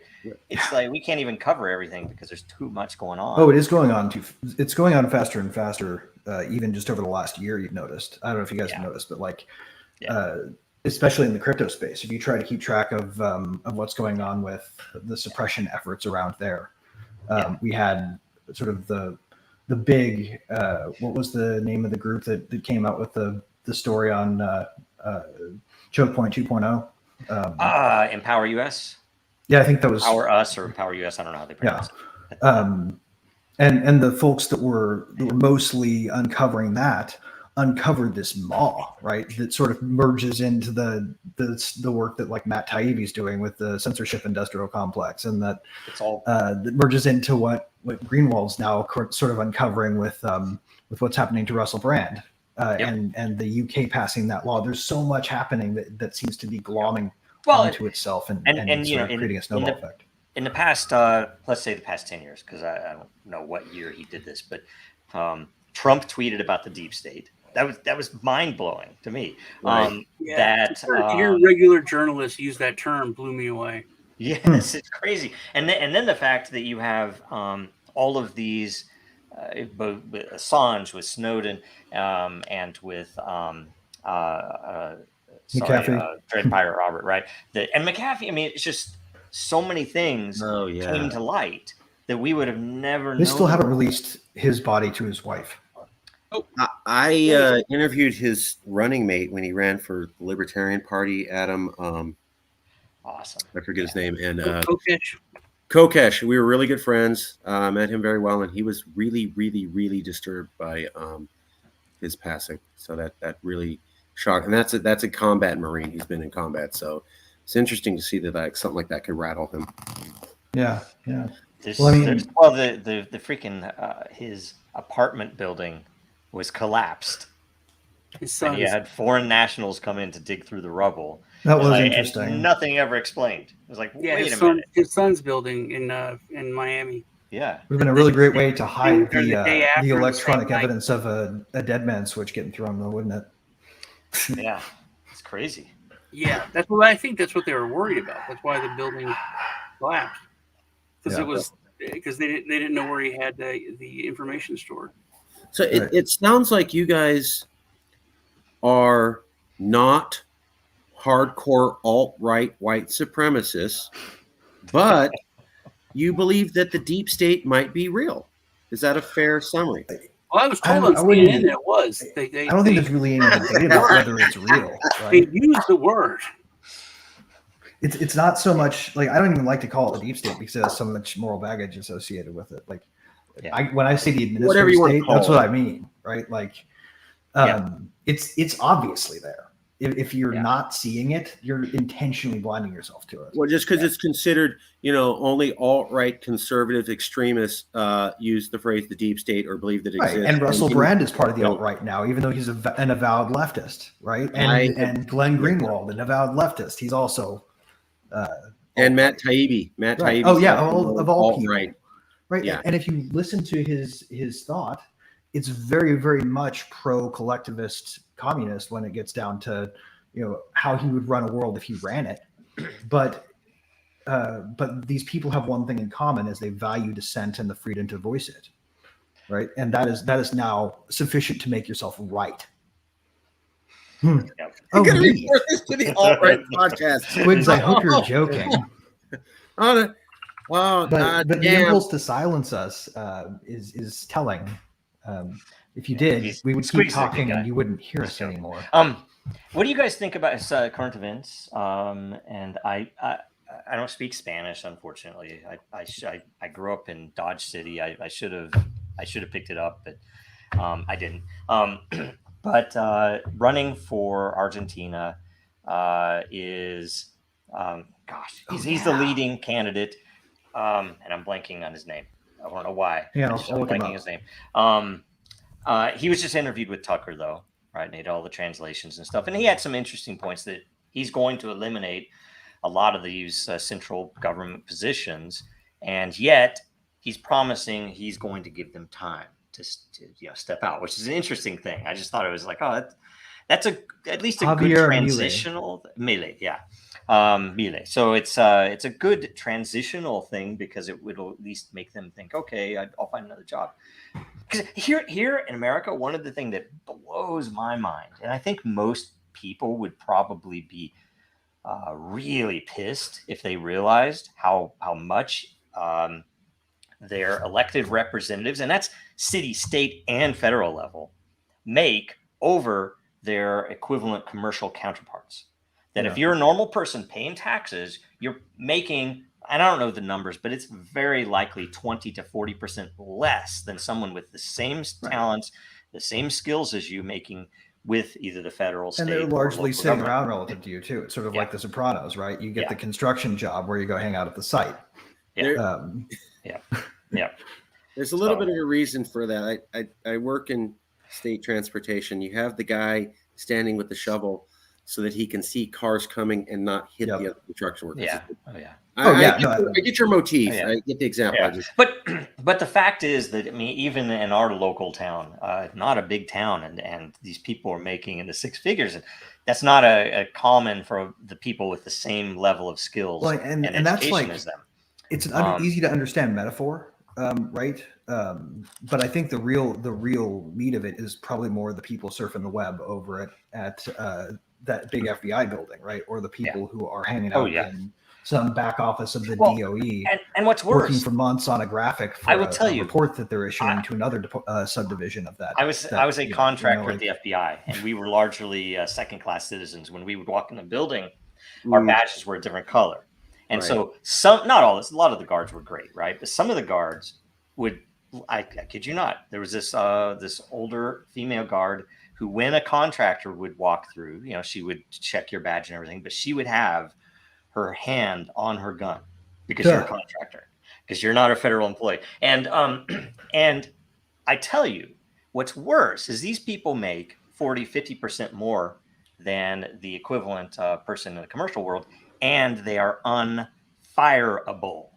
They would have to murder or rape someone on site to get fired. Well, and even that, cannot like, be you'll fired. see, They like walk Bureau of Prisons. around Good luck getting fired day. for that. Anyway, it's just pretty disgusting. And if people would kind of wake up and think, it's like, that's not really fair, and we're paying for that, well, why don't we stop that? Right? It's crazy. Anyway. Ooh, that hits it too. One of the most interesting pieces of free speech that even the hardcorest of alt-righties won't tread on, right? Is proposing what McAfee proposed, outright tax revolt. If you start saying that, you're guaranteed to get hit. Like they will come after you for advocating to stop paying, because that's the ETM Lebuddy solution, right? Just vow not to facilitate your own oppression, and you will once be free. That's an interesting thing. So you go back to when Trump was elected, and California freaked out. Right, like about a third of Californians, 32%, said, let's secede from America right now. Not tomorrow. I don't need to talk. Let's go. And less reported by the news was that it was 47.5% of Californians said, I'm willing to have this discussion to secede. And that's according to... You would never know it. Well, because the news didn't really want to report it. That came out from Reuters, Ipsos, and Stanford University Hoover Institute. And then what the news did was they go, well, only 1/3 said they want secession, so that must mean 2/3 don't. That's not what the survey said. The surveys asked 3 questions. Do you want it? Do you not? Or are you not sure? And then when you add the not sure with want it, it bumps up to 47.5. GQ magazine covered that. None of the other publications would cover that. You have to make the assumption, given the null hypothesis, right, that those people were just afraid to speak up in favor. Idaho. My friend lives in Oregon, and he thought it was like the biggest issue in the world. And I'm like, no one knows about this. And I've been talking about it for like 2 years. I said, Robert, nobody knows that this is happening, because if it did get out that states could do this, it would be like California. There are people, so many states would be like, no, let's, which is how it was supposed to be. We were supposed to have 50 different countries and come together as like a mutual defense kind of EU thing. But the states were supposed to kind of run themselves, and the federal government was supposed to be very, very small.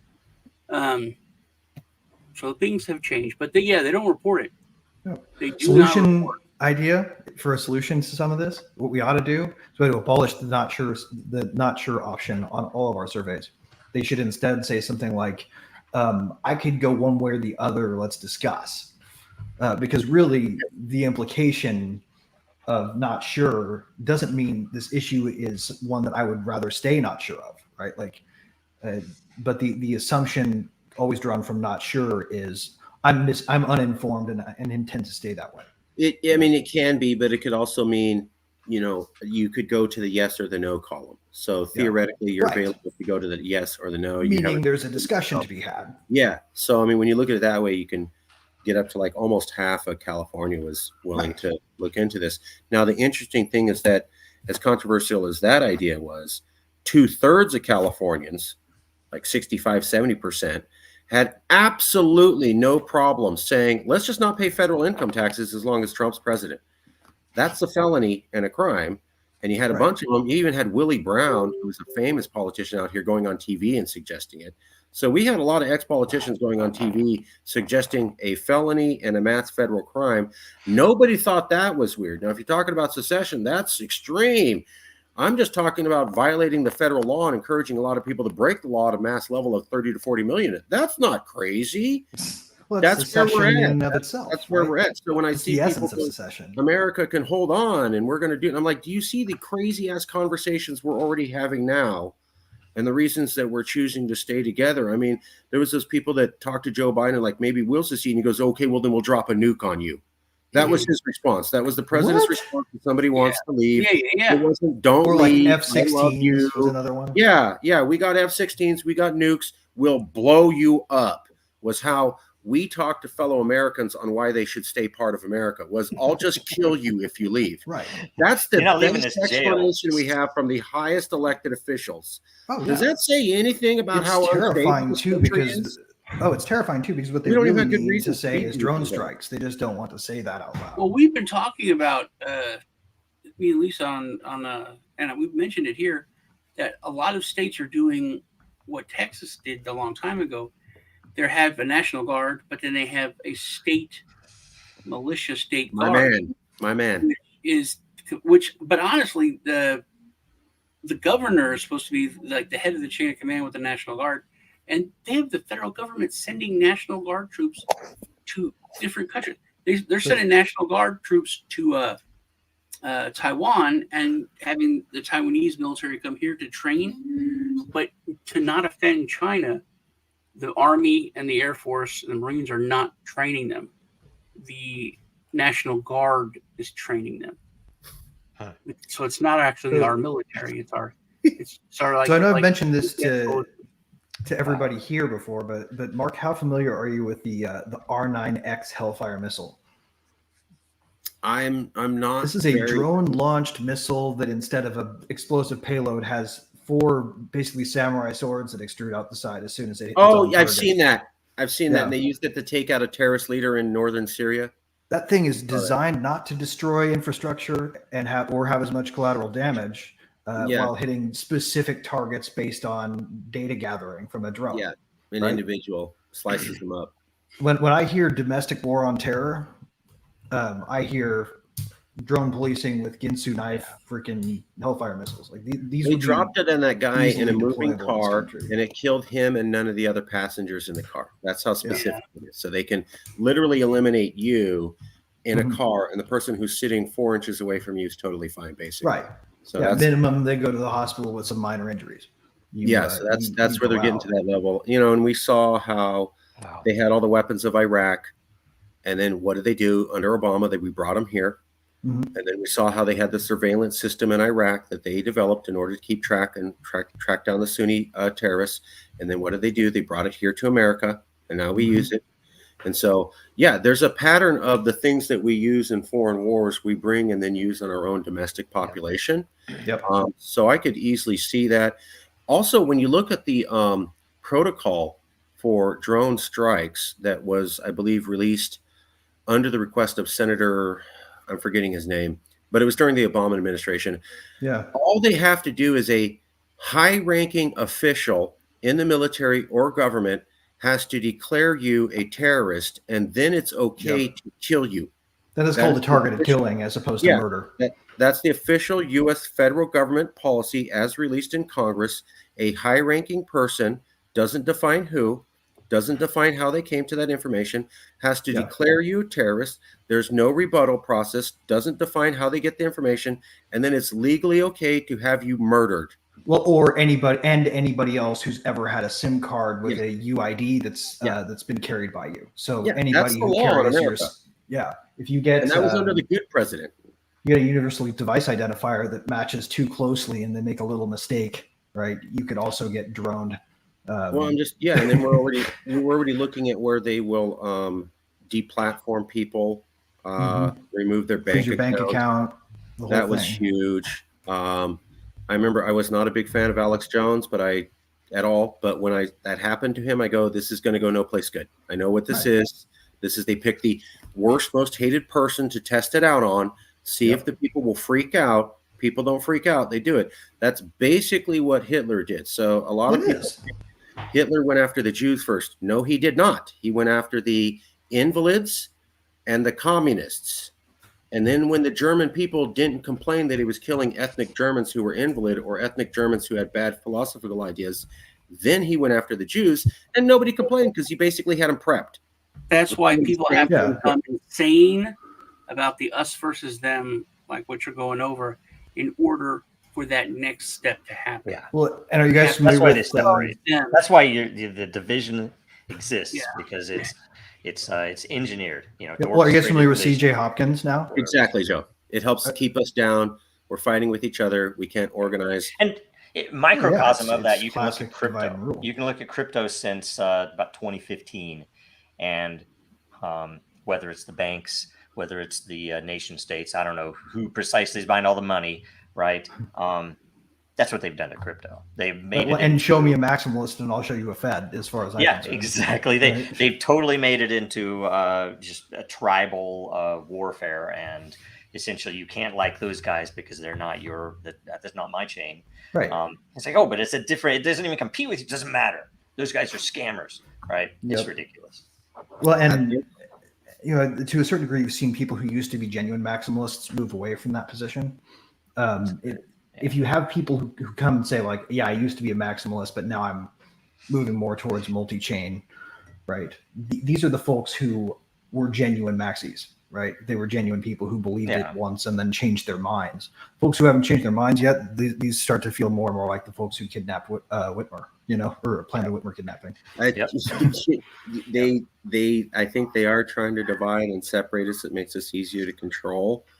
And it's unfortunate. And I wonder if we, as American people, can push back or heal this nation. There was a time where we were able to debate and talk. I always point out Reagan. Reagan slammed the hell out of Democrats, made fun of them, loved doing it. But he'd always work with Democrats to get legislation passed at the end of the day. We've somehow forgotten that. Do you think it's possible, guys, that we could return to that type of era? Or is it? I think we will naturally return to it, actually. I believe really? Yeah, I believe that the return to it will happen as a matter of course when we no longer have a state and we still have a country. There is no you can right see on and Twitter left where it's happening. Republican. I remember the state will destroy itself. Ted Cruz, AOC said something, and Ted Cruz said, "You know, I agree with you. You made a really good point on that." And she's like, "I don't need you to be raised. I don't want the fact that you agree with me now makes me question myself." Yeah, there's that much hatred. It's like, oh no, don't make it look like we can work together. Yeah, we've got us versus them. And Mark, my optimism comes from the fact that I think that there's this huge mass of people out there who are intelligent and thoughtful and are already halfway there to wanting to rebuild it. It's just that they're not in power, and power is so well concentrated in the hands of this divide and rule crowd. They can't hang on to it for much longer. There are too many people. I'm wondering about that out there that are just like you and me and everybody who are just sick of all of this bullshit, and want to get back to living for the sake of building a home that everybody can really be proud of, right? You know, I think that's so much of it. I look around and see my neighbors; they maintain their lawns, they live for their children, right? Like it's just a thing that I think we will do as humans. Yeah, it'll all hopefully work itself out soon. So we need to cut here. So I'll take since John's gone, and hopefully he finds some good victuals for his basement that are dried and that he can live for a couple of years when New York is zombie infested and all craziness is going on there. So what's going on this week, Greg? What do you have for closing? Let's see. Rivet is starting to talk. So they're going to replace the Gorley test net with Holesky, and we're starting to talk about that. So we will be having Holesky support when it launches, when they finally get it up and running. Nice. But in any case, Rivet is still in the process of expanding to new networks. If you are building on blockchain and you want help with your infrastructure, help on how to set it up, you should check out Rivet, because we're here to help you help build this parallel society we've been talking about. There's a decentralized infrastructure project too that we're part of. More news on that to come shortly. But if you're building, Rivet will help. Always good. Satoshi Shan, what is new? Everything I said earlier, we got a show on Saturday, the Crypto Rednecks. Truth Tuesdays. Check me out on my usual socials and all that. Cool. And check out Brandon Herrera for Congress. There's a link for the show on my channel. And try to get more involved on your local level. I think that's the only way. That is one way we can save Yes. the republic, is to start from the bottom up. Hopefully. Because Local that's where action. we've seen it happen, where a law is passed, and like all the sheriffs. I mean, Chicago, one of the biggest gun control cities. The law passes for Illinois. 11 out of the 12 sheriffs say no, it's unconstitutional. We're not going to enforce the law. Right. And it literally, the governor is just standing there hitting the desk like, no, I made a law. It really, there's something John said to me, McAfee, that, your government's it's not real. It's just an idea. If I ask you, what is the U.S. government? You can't point to a building and say that's it, or the army, or it's just people having an idea and accepting it as a reality. And if 11 sheriffs out of 12 in your state say, no, we don't believe this is real, it's not real. I agree. John McAfee. Mark. Check me out at Marcus Ruiz Evans at YouTube. See the interview I did with Joe and other people, and we'll continue to do interviews on political polarization because it's not going to get fixed anytime soon. Yes. Okay, and for me, go to din.social, go to the roundtable there, and take part next week. All good stuff. And I guess if you can afford to contribute to the Dragonchain Legal Fund, legalfund.dragonchain.com. The lawyers, of course, cost a lot, and we're fighting against the money printers themselves at the SEC. So, do if you can to just support us online, and try not to troll me too much or anything. Yeah. Whoever's watching over at the SEC, be sure to give your bald-headed clown-faced baby boss a slap on the ass. Well, we love the SEC. SEC, good guys. We know we're going to work this out, right? Because they're going to see the light of day. And Constitution and law is important, and some dude just declaring stuff because he thinks he's smarter than everybody else is not really the way to go. So anyway, so I think we have a visit from McAfee right now. So that's it. Thanks, guys. America is not the government, people. The America is you. It is the Grand fucking Canyon, the Rocky Mountains, the deserts of the Southwest, the Pacific fucking Ocean, the Atlantic fucking Ocean. It is the grandest continent. And what the fuck have you people done? You have turned yourself into sheep, every goddamn one of you.